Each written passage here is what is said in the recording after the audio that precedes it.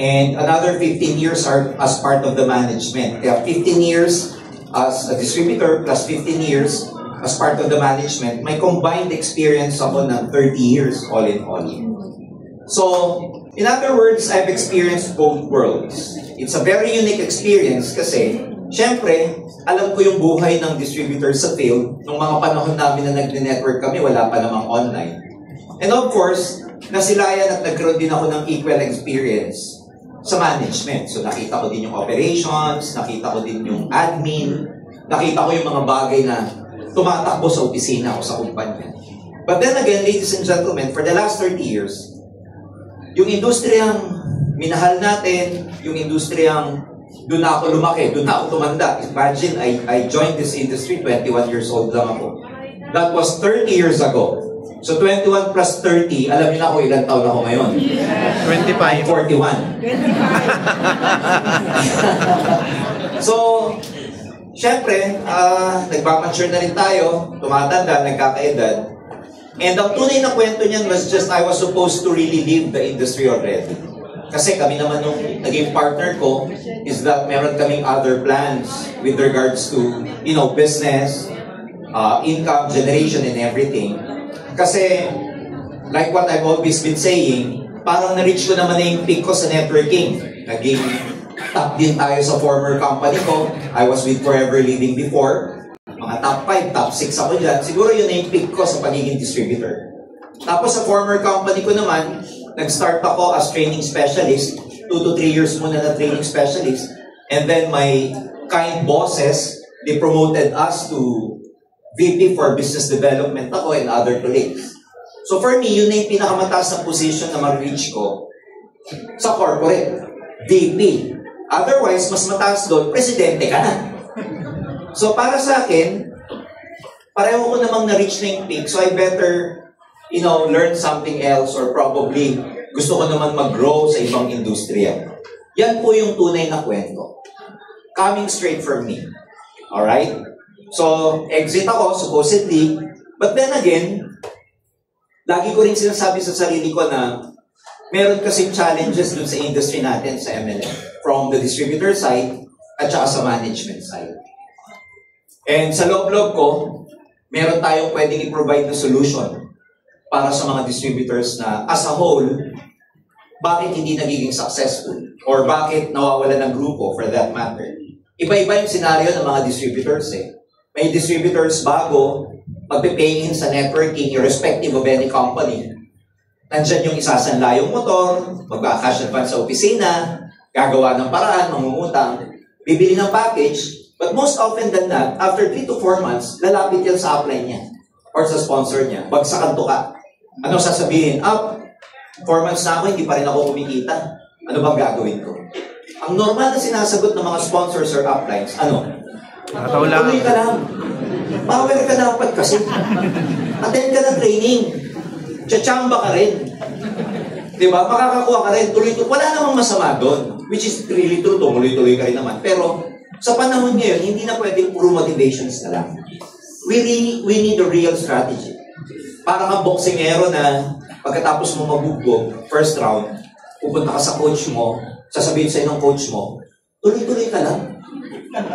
Umilag ka kasi. Tsachamba ka rin. Ikot-ikot ka. Tama naman yun, i-motivate ka, but kulang yun. Ang kailangan mo, real strategy. Some people makaka-build ng network, makaka-build ng grupo. Pero nawawala. Minsan lalapit sa upline. Kaisa-isahan na nga lang yung downline ko, nawala pa. Anong gagawin ko? Ano sasabihin ng maraming sponsors or upline? Sasabihin nila, normal yan, normal yung nalalagasan. Parang puno na lumalaki at nalalagasan ng mga dahon. Tama naman po yun.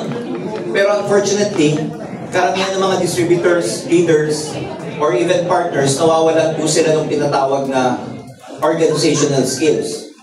Karamihan ng mga na-attenan nating training sa networking, puro leadership skills. Again, walang masama doon, but it's not enough. A lot of people, when they are able to build their network, for some reason, nakaka-experience sila ng attrition. And I think we have a solution for that.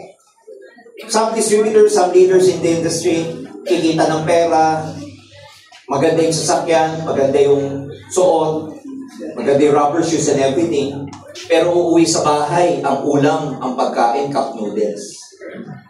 Walang financial management. So, ang dami namin nakitang scenario, dami ko nakitang problems and everything. But for some reason, na kahit mag-exit na ako doon sa industry, yung ihip ng hangin talagang doon ako lagi ginadala. And at the back of my mind, how would I turn my back sa industry na minahal ko, na nagbago ng buhay ko, leaving it, na may alam akong solution, bakit ko siya iiwan? And I think I can provide that kind of solution with the help of my colleagues, with the help of my partners. Unang naniwala sa akin, noong mga panahon na yun, si Mr. Miko Ibson. Ayaw na rin ni Miko. Babalik na lang daw sa bangko. He was so frustrated with the industry. So I sat down with him, sabi ko sa kanya, Mix, why not help the industry? May alam tayo na pwede natin pagtulungan. Let's provide clarity, purpose. Let's provide a solution. Nilatag ko sa kanya. Wala pa pong Ascendra Complan, wala pa lahat. He just believed in the vision, and that's it. He joined me. Kaming dalawa pa lang, kaming tatlo pa lang, wala pa kaming plano. Pero nung ginagawa namin, at gagawin pa lang namin yung Complan, kasabay ng paggawa ng Complan, yung solution na gusto namin i-provide.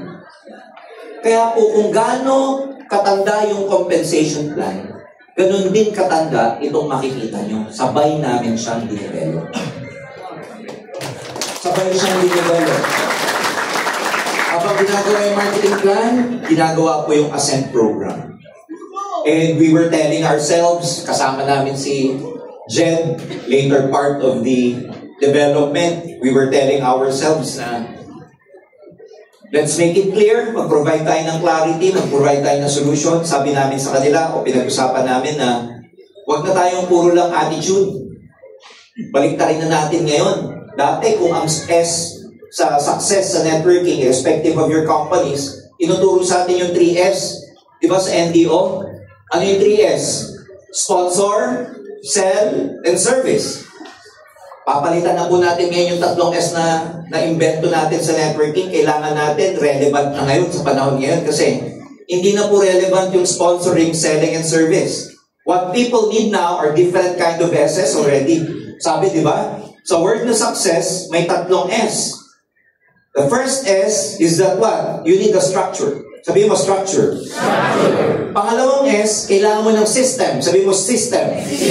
And pangatlong S, kailangan ng strategy. Strategy. Structure, system, and strategy. So yun ang gustong i-provide ng Ascendra International sa bawat isa. May structured learning, may clear system, at saka merong proven strategy. Kaya nga dito pag nasumama ka, hindi siya registration package. Ang tawag sa kanya, enrollment package. Kasi nag-enroll ka para matutunan mo yung sistema. And tonight, we're very happy to tell you na delay lang tayo ng 2 weeks kasi ang totoong kwento ng Ascendra, nagluluto pa lang kami, may nakaamoy na.